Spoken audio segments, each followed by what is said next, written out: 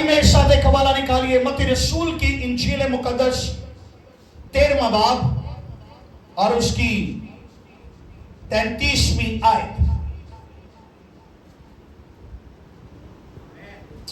Praise the Lord, आमीन।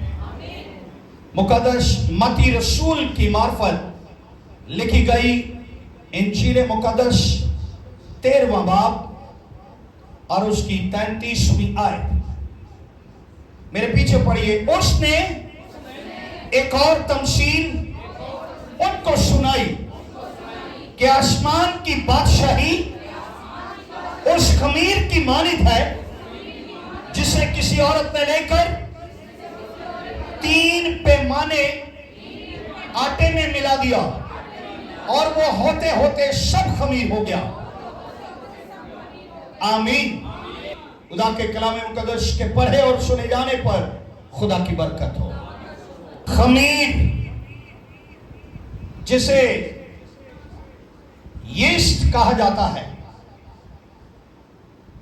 आइए आज हम देखें कि बाइबल मुकद्दस की रोशनी में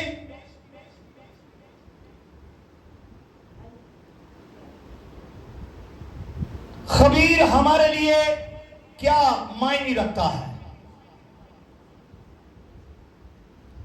खमीर का मतलब है बाइबल मुकद्दस की रोशनी में आटे में खमीर लगाकर रोटी को फुला देना, जो फूल कर नरम हो जाती है। और इसकी वजूहात क्या है? पहली वजह है रोजमर्रा की रोटी है। और मिस्र से निकलने से पहले बनी इस्राइल रोज खमीरी रोटी खाते थे क्योंकि ये नरम, जायकेदार और पेट भरने में अच्छी है। पैदाइश की किताब 18वें बाब की 6वीं आयत में लिखा है, और अब्राहम ने भी मेहमानों के लिए आटा गूंथकर खमीरी रोटी बनाई। दूसरी बात, दूसरी वजह, जश्न और कुर्बानी में इसे इस्तेमाल किया जाता। और कलाम मुकद्दस की रोशनी में लिखा है, शुक्रगुजारी की कुर्बानी के साथ खमीरी रोटी चढ़ाते थे। पैदाइश की किताब के अंदर खुशी के मौका पर खमीरी रोटी दी जाती, आम दिनों में खमीरी रोटी खाते। और क्योंकि ये खमीरी रोटी अच्छी और जायकेदार बनती है, सेहत के लिए भी अच्छी। और फिर हम देखते हैं कि बेखमीरी रोटी क्यों खाई जाती और कब खाई जाती? ईदे फसा। हम देखते हैं यहां बात समझने वाली है। खुदा ने 2 तरह की रोटी दी, बेखमीरी रोटी और खमीरी रोटी। सिर्फ ईदे फसा के दिन सख्त फूली हुई नहीं, बल्कि जल्दी से रोटी खाने का हुक्म दिया गया, ताकि यह जल्दी की अलामत है। इसका मतलब है तुम जल्दी करो। बेखमीरी रोटी और खमीरी रोटी यह हर रोज खाने के लिए, मैं बार बार ये बता रहा हूं, नरम, जायकेदार, खुशी की अलामत है। और खरूज 12वें बाब की 11वीं आयत में हम देखते हैं, मिस्र से निकलते वक्त खुदा ने कहा, कमर बांधे, पांव में जूता पहने, हाथ में लाठी लिए, जल्दी से खाओ और निकलो। ये जल्दी की अलामत है। खमीर फूलने में टाइम लगता है। फिरौन ने फौरन जाने को जब बोला तो खमीर लगाने का वक्त नहीं था इनके पास, इसलिए बेखमीरी रोटी जल्दी जल्दी इनको का खाओ और निकलो यहां से। बाइबल मुकद्दस के अंदर खमीर के लिए 2 मतलब हैं, 2 मतलब हैं। एक अच्छा मतलब है और एक बुरा मतलब है। अच्छा मतलब है, मत्ती रसूल की इंजील मुकद्दस के अंदर 13वें बाब की 33वीं आयत में जो हमने पढ़ा है, लिखा है, यीशु ने कहा, आसमान की बादशाही खमीर की तरह है। आमीन। आसमान की बादशाही, सभी बोले आसमान की बादशाही खमीर की तरह। सभी बोलिए। आसमान की बादशाही खमीर की तरह है, जिसे किसी औरत ने लेकर 3 पैमाने आटे में मिला दिया और वो होते होते सब खमीर हो गया। ये सब बातें यीशु ने भीड़ से तमसील से कही और बगैर तमसील के वो कुछ नहीं कहता था, ताकि लोग सीखें, ताकि जो नबी की मार्फत कहा गया लिखा है वो पूरा हो कि मैं तमसीलों में अपना मुंह खोलूंगा। यीशु मसीह बार बार तमसीलों में ये बातें बयान करता है और लिखा है कि मैं तमसीलों में अपना मुंह खोलूंगा, मैं उन बातों को जाहिर करूंगा जो बनाए आलम से पोशीदा रही हैं। तमसीलों में बात करने का मतलब है कि जो पोशीदा बातें हैं उनको एक तमसीलों के जरिए जाहिर किया जाए। सभी बोले आमीन। उस वक्त भीड़ को छोड़कर घर में गया और उसके शागिर्दों ने उसके पास आकर कहा कि खेत के कड़वे दाने की तमसील हमें समझा दे आगे ये बातें। लेकिन आसमान की बादशाही को यहां पर तमसील के अंदर बयान किया गया है और लिखा है कि किसी औरत ने 3 पैमाने आटे के अंदर यह खमीर मिलाया और होते होते सारा आटा खमीर हो गया। याद रखिए, इसका जाहिरी मतलब यह कि खुदा का कलाम आपकी जिंदगी के अंदर एक खमीर की तरह है। हालेलुया, आमीन। खुदा का कलाम जिंदगी के अंदर खमीर की तरह है और खुदा का कलाम थोड़ा हो तो भी पूरी जिंदगी बदल देता है। हालेलुया, जोरदार यीशु मसीह के लिए तालियां बजाएं। खुदा के कलाम के लिए थोड़ा सा कलाम सारी जिंदगी को बदल देगा, बरकत बना देगा, चेंज कर देगा। और अगर आपने इसको कबूल कर लिया है, अगर आपने इसको कबूल कर लिया है, तो ये थोड़ा है, ज्यादा है, कोई एक बात है, ये आपकी जिंदगी के अंदर शरायत कर जाएगा।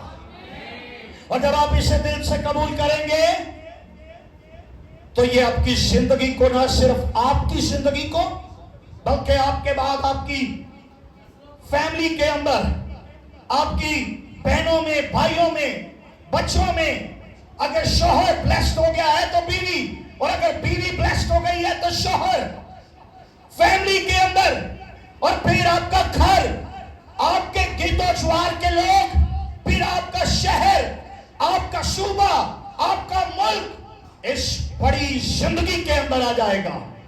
Hallelujah, hallelujah. लेकिन अगर आप इसको इस तरह से कबूल करें कि ये मेरी जिंदगी में खमीर की तरह है, ये मेरी जिंदगी में, मत्ती रसूल की इंजील मुकद्दस हमें इस बात की तरफ इशारा करती है कि खुदा का कलाम थोड़ा ही क्यों ना हो, आपकी जिंदगी में एक ही बात क्यों ना हो, यह आपकी पूरी जिंदगी बदल देने की कुदरत रखता है। अब यह आप पे डिपेंड करता है कि आपने उसको अपनी जिंदगी में कैसे लिया है, सुनकर अनसुना किया है या उसको अपनी जिंदगी में दर्जा दे रहे हैं। आप अपनी जिंदगी के अंदर उसे किस तौर से ले रहे हैं, यह डिपेंड करता है, डिपेंड करता है कि आपने उसे अपनी जिंदगी में किस तौर से लिया है। क्या इस कान से सुना, इससे निकाल दिया, क्या सुना ही नहीं। बीज बोने वाले की तमसील मेरे और आपके लिए बेहतरीन मिसाल है। कहीं ऐसा तो नहीं चर्च में बैठकर भी जो कलाम सुनाया जा रहा है वो इब्लीस चोरी कर रहा है, मेरे ख्याल, मेरी बातें, मेरे इरादे, मेरे फैसले, मेरा ध्यान कहीं और है और कलाम मुझसे छीना जा रहा है। क्या आपकी जिंदगी में खुदा के कलाम का खमीर लग चुका है कि नहीं? मेरे अजीज बहन और भाइयों, अगर लग चुका है तो फिर तब्दीली का आना बहुत जरूरी है। और अगर अभी तक जिंदगी में खुदा के कलाम के बाइस के फैलाओ, ये बरकत, ये कुव्वत, ये चेंज नहीं आया और अभी तक आप पुरानी जिंदगी के अंदर हैं, तो याद रखिए कि अभी तक खमीर नहीं लगा। अभी तक खमीर नहीं लगा। अगर अभी तक आदतें पुरानी हैं, अभी तक सोचें पुरानी हैं, अभी तक जिंदगी के मामलात पुरानी हैं, अभी तक जिंदगी में गुनाह है, अभी तक जिंदगी पुराने स्टाइल के अंदर है, अभी तक हम तब्दील नहीं हुए, हमारी सोचें पुरानी हैं, हमारे अंदाज पुराने, हमारी तबीयत पुरानी, हमारे रवैये पुराने हैं, तो अभी तक हमारी जिंदगी के अंदर खमीर नहीं लगा। आसमान की बादशाही खमीर की तरह है। अगर ये खमीर आपकी जिंदगी में नहीं है तो फिर आपके लिए मुशक्कत है, मुसीबत है, आपके लिए लम्हा फिक्रिया है, क्योंकि अभी तक तब्दीली नहीं आई। अभी तक तब्दीली नहीं आई, और अगर अभी तक तब्दीली नहीं आई तो आपके लिए लम्हा फिक्रिया है। ताना हो के कलाम सुनने के बावजूद, खुदा के हजूरी में आने के बावजूद, खुदा के पास आने के बावजूद, खुदा के साथ वक्त गुजारने के बावजूद हम जहन्नम की आग में डाल दिए जाएं। कलाम आपकी जिंदगी को बदलेगा। कलाम आपकी जिंदगी की मायूसी को उम्मीद में बदल देगा। कलाम आपकी जिंदगी की बीमारियों को तंदुरुस्ती में बदल देगा। रूहानी तौर पर बेदारी को पैदा करेगा, रूहानी तौर पर चेंज को पैदा करेगा, रूहानी तौर पर खुदा के पास आपको ले आएगा। सभी बोले, रूहानी तौर पर खुदा का कलाम आपके जिंदगी की सारी मायूसी को चेंज कर देगा। खुदा का कलाम आपकी जिंदगी की तारीकी को उजाले में बदल देगा। खुदा का कलाम आपकी बंदिशों को आजादी में बदल देगा, आपको दलेर बना देगा, आपको खुदा के करीब ले जाएगा। अगर कलाम का खमीर आपकी जिंदगी में लग गया है, आप बादशाही को फैलाने वाले बन जाएंगे। क्या मैंने कहा?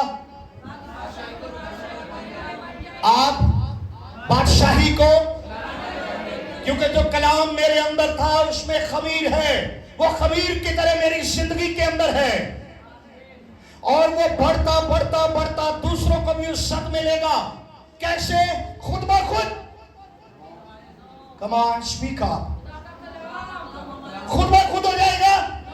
आपने कलाम को सुना है और वो खमीर की तरह आपकी जिंदगी में आया है, और दूसरों तक आप पहुंचाना चाहते हैं, क्योंकि खमीर रुकेगा नहीं, वो बढ़ता जाएगा, फैलता जाएगा, फूलता जाएगा। लेकिन क्या खुद ब खुद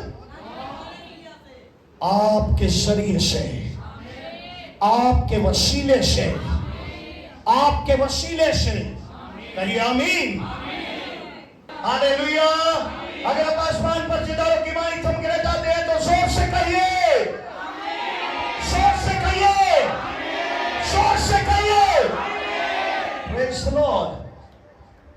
मेरे शीश में और भाइयों, ये बड़ा जरूरी है, हम आसमान की बादशाही के फैलाव के लिए खमीर की तरह इस्तेमाल है। आमीन। दूसरा पॉइंट है जो मनफी है, गुनाह और फ्रेब को पेश कर रहा है। कुरिन्थियों की कलीसिया के नाम पौलुस रसूल का पहला खत 5वां बाब और उसकी 6वीं आयत लिखा है, क्या तुम नहीं जानते कि थोड़ा सा खमीर सारे गुने हुए आटे को खमीर कर देता है? पुराना खमीर निकालकर अपने आप को पाक कर लो। क्या लिखा है? ताकि ताजा गुदा हुआ आटा बन जाओ। सभी बोलिए बुलंद आवाज से, ताकि ताजा गुदा हुआ आटा बन जाओ। चुनाचे तुम बेखमीर हो, क्योंकि हमारा भी फसा यानी मसीह कुर्बान हुआ। बस आओ खमीर करें, ना पुराने खमीर से और ना बदी और शरारत के खमीर से, बल्कि साफ दिली और सच्चाई की बेखमीरी रोटी से। सच्चाई की बेखमीरी रोटी से।